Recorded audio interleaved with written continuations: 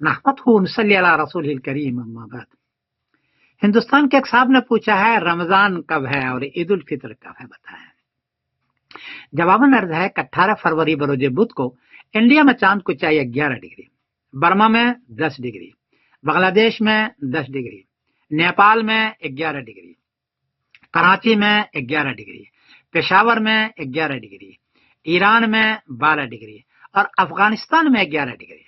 چاند 10 ڈگری میں نظر آتا ہے، یہاں 10 ڈگری 11 ڈگری ہے، اس لیے 18 فروری بروز بدھ کو چاند نظر آئے گا۔ چاند کی عمر ہے 25 گھنٹے 7 منٹ، چاند باریک ہوگا چھوٹا ہوگا، کہیں بھی نظر آیا آپ لے لیجئے گا۔ اس اعتبار سے یہ حضرات 18 فروری بروز بدھ کی شام کو تراویح پڑھیں گے اور 19 فروری بروز جمعرات کو رمضان کی پہلی تاریخ کریں گے۔ آپ حضرات کے عید الفطر 21 مارچ بروز سنیچر کو ہے، 21 مارچ بروز سنیچر کو نوٹ کر لیں۔